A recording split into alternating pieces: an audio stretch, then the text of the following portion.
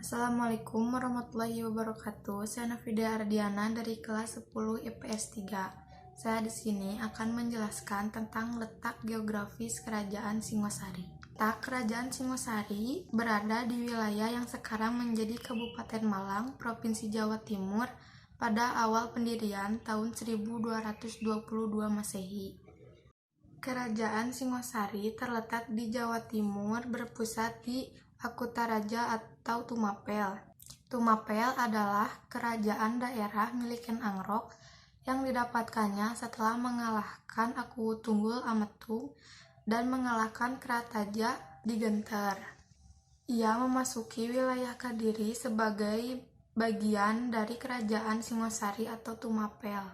Menurut sejarah daerah, kerajaan Singosari dulunya bernama Akutaraja di wilayah Tumapel. Letak wilayah kerajaan ini meliputi seluruh bagian Jawa bahkan luar Jawa. Singosari, salah satu kecamatan di Kabupaten Malang, terletak di sebelah utara. Letak kerajaan Singosari dibuktikan dengan peninggalan-peninggalan kerajaan Singosari seperti Patung Singosari, Candi Singosari, atau Arka Dwarapala. Namun setelah Kertanegara menjadi raja, pada tahun 1253, ibu kota di Kutaraja dipindah di daerah yang sekarang bernama Singosari, Malang. Assalamualaikum warahmatullahi wabarakatuh. Saya Febri Nugraha dari 10 IPS 3. Dari kelompok 3 akan menjelaskan tentang kehidupan politik Kerajaan Singosari, yaitu wilayah kekuasaannya. Wilayah kekuasaan Singosari meliputi daerah Tumapel, Madur, Lumajang, Bali, Dahat, Tumasik, Jambi, Palembang, Gurun, Seram, Hutan Kadali. Untuk keterangan selanjutnya bisa dilihat di peta di samping.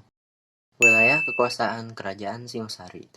Saat mencapai masa keemasannya, kekuasaan Kerajaan Singosari mencapai seluruh Pulau Jawa hingga Sumatera, bahkan hampir ke wilayah Champa di Vietnam. Kertanegara berhasil memperluas wilayah kekuasaan Singosari dengan beragam cara. Dalam bidang pertahanan, Kertanegara mengganti beberapa pejabat kerajaan. Kertanegara juga memperkuat keamanan kerajaan dengan melakukan perkawinan politik. Kedua cara itu ditempuh untuk menciptakan pemerintahan yang solid, kuat, dan stabil. Selain itu, Kertanegara juga menjalankan beberapa ekspedisi, salah satunya yang cukup dikenal ada ekspedisi Pamalayu. Dalam ekspedisi ini, Kertanegara mengirimkan patung Amopagasa sebagai perlambang dirinya. Di balik punggung patung ini terdapat puji-pujian untuk pesan perdamaian. Dengan kata lain, ekspedisi Pamalayu merupakan sebuah ekspedisi perdamaian dan bukan penaklukan wilayah. Dari politik yang dilakukan oleh Kertanegara, Singosari berhasil memperluas wilayahnya.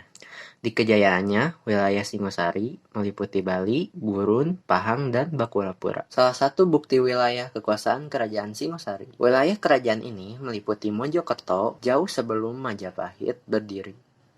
Kekuasaan Singosari di Mojokerto salah satunya dibuktikan dengan Prasasti Gondang. Berdasarkan angka tahunnya, prasasti ini dibuat pada masa kekuasaan Raja Kertanegara dan Kerajaan Singosari. Prasasti ini menandakan wilayah Singosari sampai Mojokerto sebelum ada Majapahit. Jadi, Gresik, Surabaya, sampai Mojokerto menjadi daerah kekuasaan Singosari. Assalamualaikum warahmatullahi wabarakatuh. Nama saya Faris Eka Putra dari kelas 10 IPS 3 dan saya akan menjelaskan tentang hubungan internasional Kerajaan Singosari.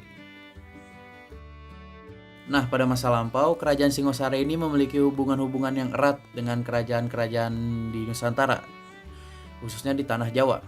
Oke, yang pertama, hubungan dengan Kerajaan Majapahit.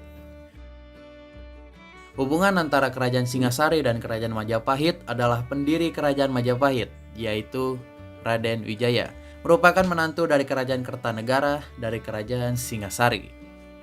Ketika Kerajaan Singosari diserang oleh Jayakatwang, Raden Wijaya yang merupakan menantu Kertanegara berhasil meloloskan diri dan dibantu oleh Bupati Sumenep, Arya Wiraja.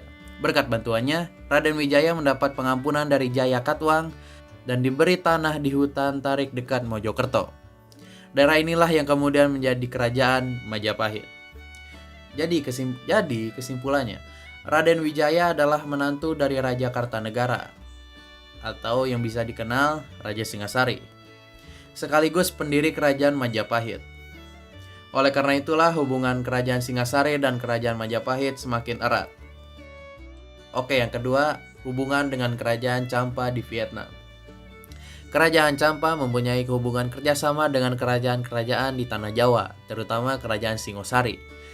Berdasarkan prasasti yang ditemukan di Vietnam dari kerajaan Champa, prasasti itu berasal dari 1196 Saka atau 1274.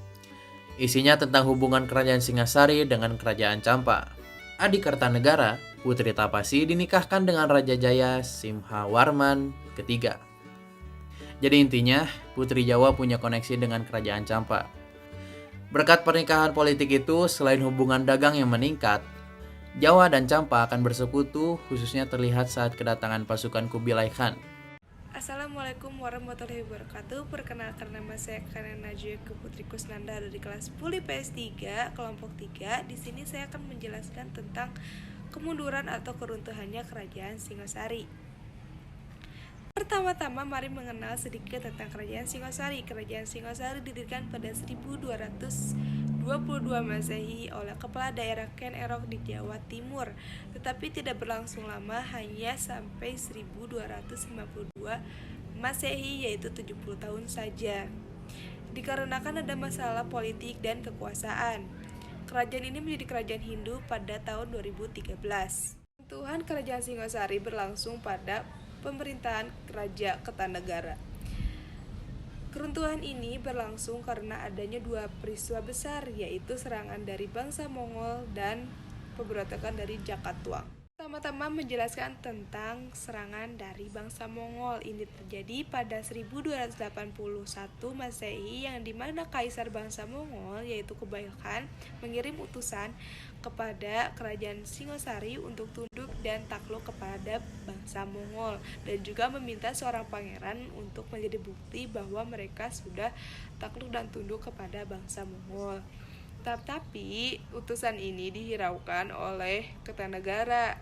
Namun ia terdesak dengan fakta bahwa bangsa Mongol sudah menguasai kerajaan-kerajaan besar di Indochina, dan akhirnya pada tahun 1289 di mana Kublai Khan mengirim kembali utusan kepada kerajaan Singosari dan diterima oleh Kertanegara dengan cara provokatif dan juga melukai wajah dari utusan bangsa Mongol.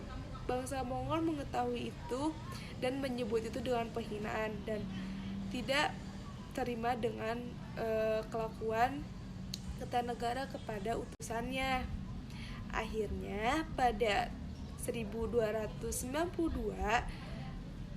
Kublai Khan mengirim armada peperangan kepada kerajaan Singosari.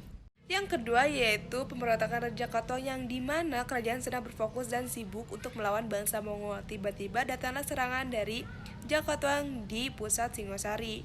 Serangan ini dimulai dari Mei sampai Juni 1292 Masehi, yang dimana pasukan sebagian besar ada di ibu kota untuk melawan bangsa Mongol. Serangan ini dibagi menjadi dua arah, yaitu utara dan selatan. Pasukannya juga dibagi menjadi dua, yaitu pasukan utama dan pengecoh. Pasukan pengecoh akhirnya bisa melawan pasukan Singosari, dan pasukan utama bisa masuk ke istana Singosari, dan akhirnya Jakatwang bisa mengambil alih kerajaan Singosari dan membunuh Kertanegara. Dan akhirnya pada 1292 di mana keruntuhan kerajaan Singosari dan wafatnya Kertanegara. Assalamualaikum warahmatullahi wabarakatuh. Nama saya Rangi Pertama dan dari kelas 10 IPS 3, dan saya akan menjelaskan tentang raja-raja dari kerajaan Singosari. Yang pertama adalah Ken Angrok. Ken Angrok yaitu adalah raja pertama bergelar Raja Sri Rangga Rajasa pada 1222 hingga 1247. Setelah ia mengalahkan Kertajaya dari Kediri, dia menjadi seorang raja. Beberapa sumber menyatakan bahwa ia berasal dari rakyat biasa dan bukan kalangan elit. Namun namanya jelas tercatat dalam Prasasti Balawi, Prasasti Maribong, Prasasti Kusmala, dan Prasasti Mula Manurung, Kitab Paraton, dan Nagarak Teragama. juga mencatatnya dengan jelas sebagai moyang dari Raja Hayam Wuruk. Ken Angrok memperistikan Ken Dedes yang kemudian melahirkan antara lain Anusapati dan Mahisa Wonga Teleng. Sementara dari Ken Umang lahir Panji Tohjaya. Ketiga anak ini kelak menjadi figur penting dalam sejarah Singasari dan juga Majapahit. Ken Angrok memulai wangsa Rajasa yang akan berkuasa sampai dengan akhir masa Majapahit. Yang kedua adalah Raja Anusapati, yaitu pada tahun 1247 hingga 1248. Anusapati adalah putra dari Ken Dedes dan Akuwu Tunggul Ametung. Mengingat Ken Angrok memperistikan Ken Dedes setelah membunuh Tunggul Ametung, merasa dendam atas ayahnya. Ia kemudian membunuh Ken Angrok melalui perantara seorang pengalasan. Ia naik tahta sekitar tahun 1247. Namun ia berkuasa hanya sekitar 1 tahun. Ketika berita pembunuhan Ken Angrok didengar oleh anaknya yang lain, Panji Tohjaya merasa tidak terima dan membunuh Anusapati. Anusapati dimakamkan di Kidal. Sekarang peninggalannya berupa Candi Kidal di Malang. Tohjaya adalah raja ketiga dari kerajaan Singasari pada tahun 1248. Panji Tohjaya naik tahta menggantikan Anusapati. Namun ia hanya berkuasa selama kurang lebih dari 1 tahun. Ketika ada pemberontakan yang dilancarkan oleh kalangan Rajasa dan Sinelir yang menyerbu istana, Tohjaya sempat melarikan diri ke Katang Lumbang, namun tewas karena luka tombak yang didapatkannya. Nama Tohjaya ini tidak disebutkan dalam Nagara Kertagama. Salah satu alasannya bisa dikarenakan pemberontakan Rajasa tadi, sehingga ia tidak dianggap sebagai leluhur Hayam Wuruk. Oke, yang keempat adalah raja dari Wisnu Wardana pada tahun 1248 hingga 1268. Ranggawuni naik tahta menggantikan Tohjaya dengan gelar Sri Jaya Wisnu Wardana. Ia memerintahkan bersama Mahisa, Campaka, cucu Ken Angrok dan Ken Dedes. Wisnu Wardana berkuasa cukup lama dalam masa damai kurang lebih selama 20 tahun. Hanya Wisnu Wardana mewarisi tahta langsung kepada anaknya, yaitu Kertanegara. Informasi mengenai Wisnu Wardana selain dari kitab Paraton dan Negara Kertagama didapatkan dari prasasti tembaga di Kedu yang dikeluarkan oleh Raja Kertanegara. Yang terakhir adalah Raja Kertanegara tahun 1268 hingga 1292. Raja Kertanegara merupakan raja terakhir sekaligus terbesar dalam sejarah Singasari. Dia melakukan perluasan Cakrawala Mandala Singasari ke barat melalui ekspedisi Pamalayu pada tahun 1275 Masehi. Penaklukan Melayu, Tumasik, dan Pahang dilanjutkan dengan mengalahkan Bali pada tahun 1284 Masehi. Seluruh Pulau Jawa berada di bawah kekuasaan Singasari. Meskipun tidak ditaklukkan secara militer, Kertanegara juga menjalin persekutuan dengan kerajaan Campa. Kebesaran kekuasaan ini menarik perhatian Kaisar Mongol yang telah mencapai masa kejayaannya. Ia mengirim perwakilan untuk meminta ketundukan Kertanegara terhadap Mongol. Kertanegara menolak, memulangkan utusan dalam keadaan cacat sehingga mengundang invasi Mongol ke Jawa. Namun sebelum pasukan tersebut datang, Kertanegara diserbu oleh Raja Kadiri, Jayakatwang. Serangan ini terjadi ketika Kertanegara memperluas pengaruhnya bagian tempat untuk menyaingi pengaruh dinasti Yuan. Jayakatwang adalah keturunan Kertajaya yang menyimpan dendam terhadap Rajasa, sehingga ia menyerang ketika Singasari lengah dan menegakkan kembali Kadiri. Sekian dari saya. Semoga membantu. Bye-bye.